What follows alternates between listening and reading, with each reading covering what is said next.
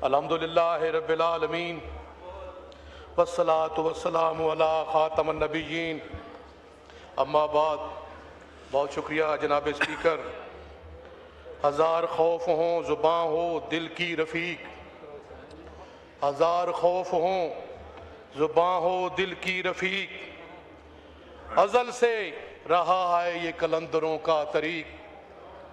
जनाब स्पीकर, मैं आज आलम इस्लाम के अजीम लीडर बतले हुर्रियत इमरान खान को दिल की अथाह गहराइयों से खराज तहसीन पेश करता हूँ कि जो मर्दाना वार उन्होंने जेल काटी है एक नजरिए की खातिर, ला इलाहा इल्लल्लाह की खातिर, और उसने जुल्म जबर और फस्तायत के सामने झुकने से इनकार कर दिया है।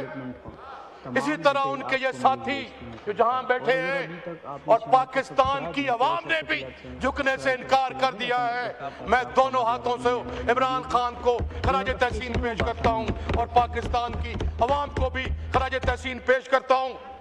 जनाब स्पीकर, कि ये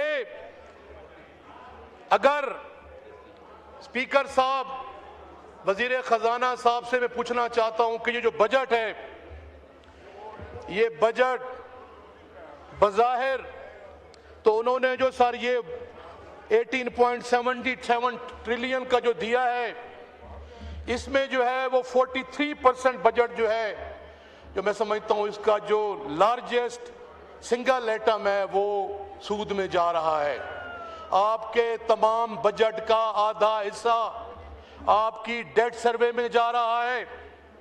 और सर आपका जो डेवलपमेंट प्रोजेक्ट है PSDP, वो आपको सिर्फ 5% दे रहे हैं। आप मौजूदा बजट का 5% पाकिस्तान की 25 करोड़ अवाम की फलाह बहबूद, तालीम और तरबियत, उनकी जॉब्स अपॉर्चुनिटीज और उनकी हेल्थ फैसिलिटीज के लिए आप 5% दे रहे हैं।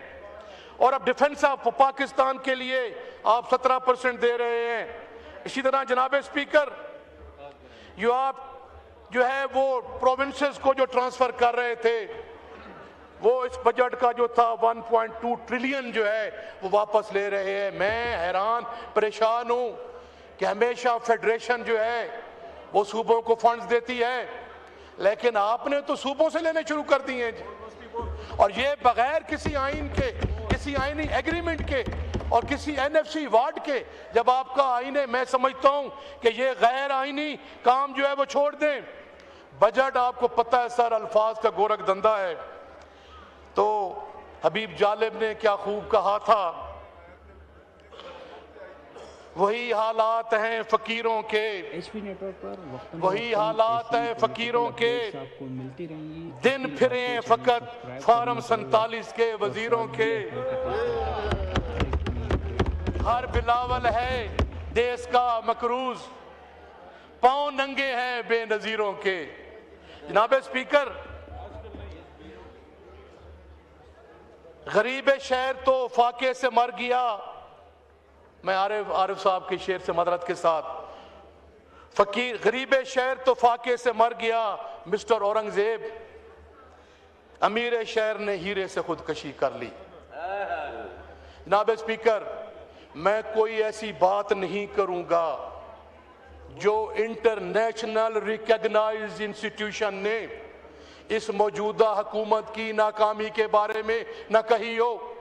एक ऐसा मुल्क, मैं पूरे हाउस को चैलेंज कर रहा हूं, अगर मेरे इन अल्फाज को कोई झुटला दे तो फिर असेंबली के फोरम पे खड़ा होने का मेरा कोई हक नहीं है, मेरा कोई इस्तेकाक नहीं है। जनाब स्पीकर, ये एक हंसता मुस्कुराता तरक्की करता पाकिस्तान 6.2 की ग्रोथ से, उसमें आप एहसास कफालत कार्ड दे रहे थे। आपकी हालत जंग में था उस वक्त, जो पाकिस्तान उसकी रशिया की और यूक्रेन की जंग लगी हुई थी, कोरोना में थे आप। उसके बावजूद लीडरशिप की क्वालिटीज, सलाहियतें और इम्तिहान ये होता है कि इस गर्दाब में मुल्क को कैसे निकालता है वो। सर उसके बाद इमरान खान ने उस गर्दाब के दौर में आपको हेल्थ कार्ड दिया, उसने आपको 1,65,00,000 घरानों को उन्होंने किफालत सास कार्ड के जरिए खतरे गुर्बा से निकाला। तकरीबन 7-8 करोड़ लोगों को वो पाकिस्तान कार्ड शुरू करने वाला था। और जनाब देखें कितने बड़े हालात के बावजूद पाकिस्तान की ग्रोथ तरक्की कर रही थी। आज क्या हालात हैं सर? मैं नहीं कह रहा, पाकिस्तान का साबिक वजीर खजाना हफीज पाशा ये कह रहा है कि इनकी गलत पॉलिसियों की वजह से ज़राअत को पिछले सालों में 1,000 अरब का नुकसान हुआ है। ये मैं नहीं कह रहा, आपका वजीर दाखिला कह रहा है कि पिछले 3 सालों में यहां से $100 बिलियन जो है फ्लाइट हुआ है, यहां से चला गया है।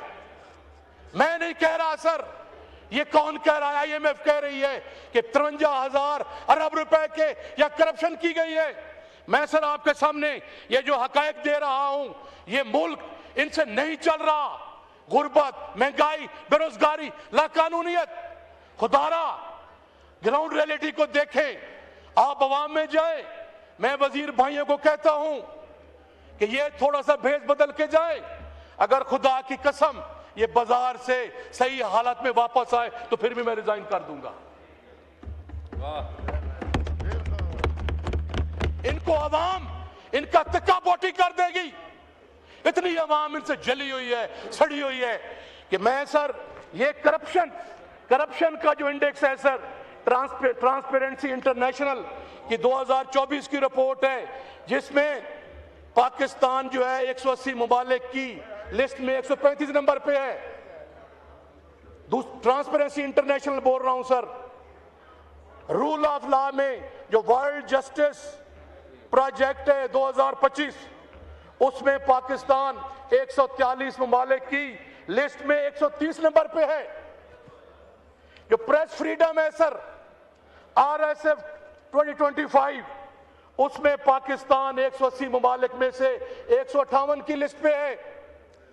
हंगर में, गुर्बत में सर, जो ग्लोबल हंगर इंडेक्स 2025 आया है, उनमें पाकिस्तान जो है 123 कंट्रीज में 106वें नंबर पे है।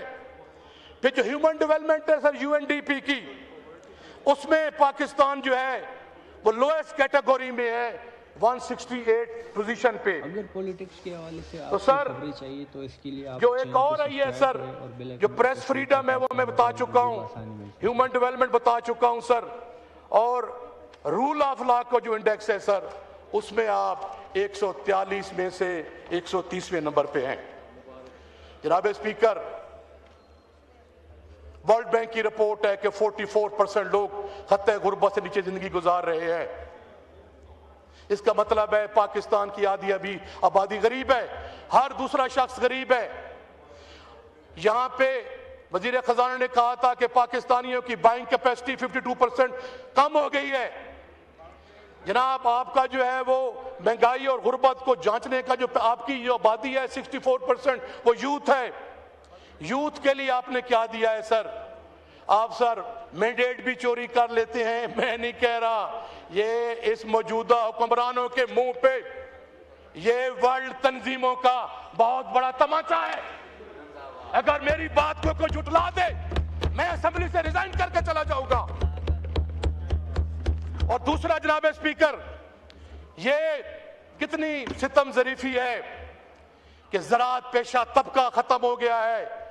वो उनको लाले पड़े हुए हैं जान के, इनकी गलत पॉलिसियों के वजह से हमारी गंदम कोई नहीं खरीद करता, हमें सर को बीज सही कीमत पे नहीं देता।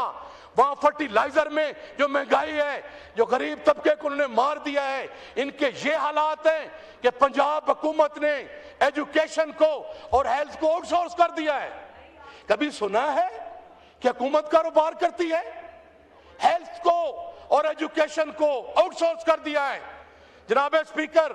और जो ये सुथरा पंजाब के नाम पे कह रहे हैं जी कि बड़ी कामयाबी है, गरीब लोगों के घरों में 500 रुपया बिल आ गया है, और जो हर दुकानदार के पास 400 रुपया देना शुरू कर दिया है। मैं वाइंड अप कर रहा हूं सर, वाइंड अप कर रहा हूं।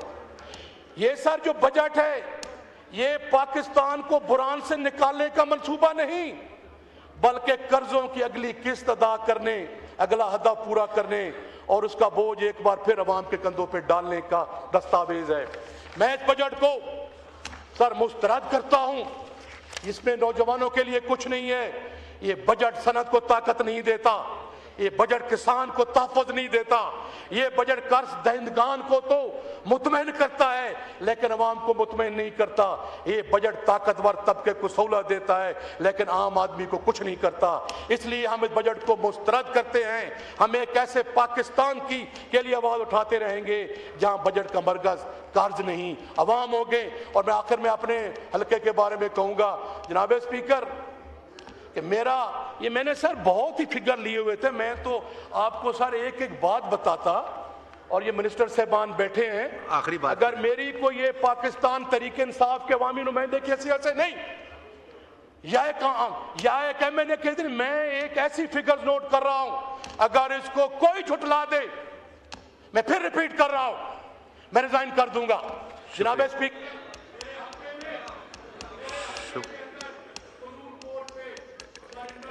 एक मिनट, आखिरी बात करें, आखिरी बात खोलें। इंडस रिवर पे जो सर एक ब्रिज बनाया गया है 3 अरब रुपए का, पिछले 4 साल से पंजाब हुकूमत उसकी अप्रोच रोज नहीं बना रही, वो फजा में लटका हुआ है। मैंने सर इमरान खान से 2020 में 1 अरब की गैस ली थी सर, जिसमें दरिया खान, कोटला जाम, कोहावड़ कला और हसन शाह और अंगरा डगर की आबादियां शामिल थी, उसको मुकम्मल नहीं किया जा रहा। तीसरा सर, जो मैंने बिजली की स्कीमें दी थी, वो 300 स्कीमें हैं सर, उनकी तारें लग चुकी हैं, ट्रांसफार्मर नहीं दे रहे, ट्रांसफार्मर लग रहे हैं सर और खंबे नहीं दे रहे। तो मैं समझता हूं सर कि ये इंशाअल्लाह 30 सेकंड्स प्लीज, आप चेयर की भी कहना मान लिया करें कभी। ये सर इन्होंने SOEs में जो सर IPPs पे जो इन्होंने कर्जे चढ़ाए हुए हैं, इन्होंने जो अवाम का जूत के लिए कोई पैकेज नहीं दिया, इन्होंने सर किसान के लिए कुछ पैकेज नहीं दिया, इनके बद इंतजामी के ये हालात हैं सर कि मैं कहता हूं सर कि ये जो ठेके पे दे रहे हैं एजुकेशन और ये हेल्थ को, तो गवर्नमेंट भी ठेके पे दे दें सर। Thank you sir.